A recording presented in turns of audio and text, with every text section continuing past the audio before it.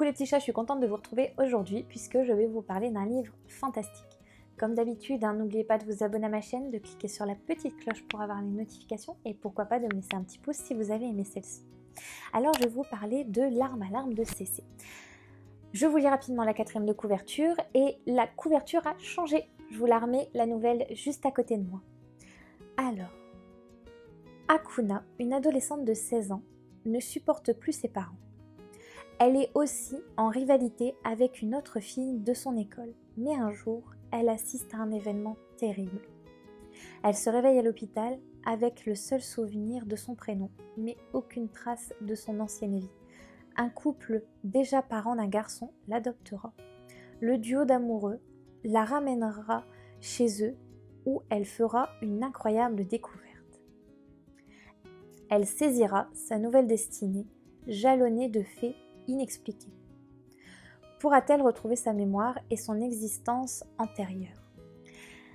Alors c'est un livre pour les adolescents, jeunes adultes.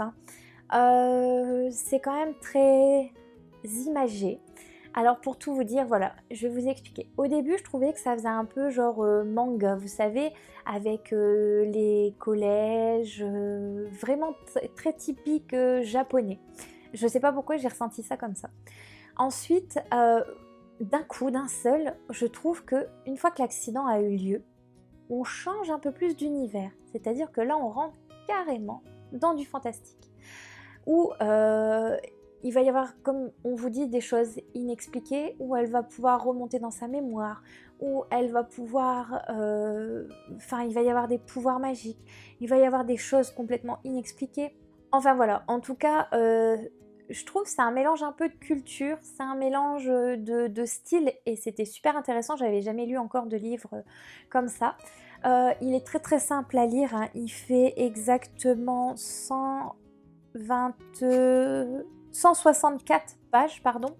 Donc ça c'était la première couverture, mais là la couverture elle a complètement changé, je trouvais qu'elle était beaucoup plus belle la nouvelle, que celle-là en fait.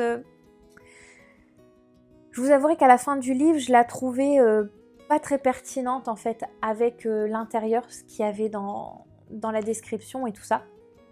On va aussi arriver donc dans un royaume. Donc vous voyez, je vous dis, les styles ont complètement changé. On passe d'un collège, type japonais, ce genre de choses, manga, à un royaume magique. Je vous en dis pas plus parce que je vais vraiment vous en raconter beaucoup trop sur le livre. Mais en tout cas, cette fille est attachante. Elle va rencontrer, on va dire, son demi-frère qui est un peu spécial avec elle, mais en même temps, vous allez comprendre pourquoi. Il y a quelque chose qui va se tramer. Pourquoi, comment. Cette famille est venue l'adopter et c'est pas un hasard, vous allez comprendre aussi pourquoi dans le livre. Donc voilà, il y a quand même pas mal d'actions dans ce livre. Après voilà, le fait qu'on passe de ce style un peu japonais machin à quelque chose de très féerique, sur le coup j'ai eu un peu de mal, je me suis dit mince, c'est deux univers complètement différents, mais finalement ça matche très bien ensemble. C'était impressionnant, c'était sur le coup je me suis dit mince, j'ai raté quelque chose, je suis repartie en arrière, je suis revenue parce que je me suis dit j'ai dû rater une phrase ou quelque chose, mais non, c'était vraiment incroyable. Et cet univers est vraiment juste magnifique. Je peux vraiment pas vous en dire plus parce qu'après je vais rentrer rapidement dans les détails. Il y a quand même beaucoup de descriptions sur les lieux, donc c'est pour ça que si je vous parle plus du fond en fait du livre, et bien malheureusement je vais vous spoiler une bonne partie de celui-ci parce que voilà, comme il y a beaucoup de descriptions, au niveau action il y en a déjà un petit peu moins, donc si je vous parle juste de l'action, je vous spoil le livre. Forcément c'est écrit assez grand, donc ça va très très bien à lire, hein. C'est pour ça que je vous dis on est plus sur de l'adolescent, jeune adulte que sur de l'adulte tout court.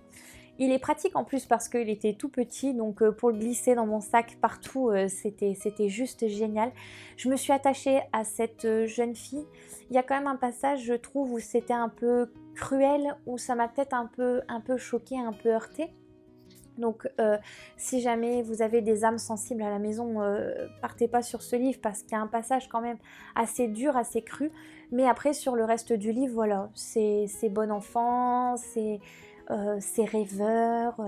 À un moment, je me suis même demandé si l'auteur n'était pas occupé de nous faire une blague et qu'à la fin, vous savez, comme un peu dans Alice au Pays des Merveilles, où elle va se réveiller et va se dire « Non, c'est bon, j'ai retrouvé ma vie, j'ai tout retrouvé, j'ai retrouvé mes parents, mes copains, mon lycée, enfin voilà. » Et ben non, en fait.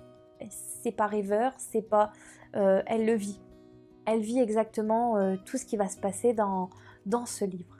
Voilà les petits chats, je remercie encore l'auteur qui avait fait gagner son livre sur un concours, donc forcément que j'ai gagné puisque je l'ai dans mes mains. Et en tout cas, si vous souhaitez vous le procurer, je vous remets le lien dans la description, avec grand plaisir.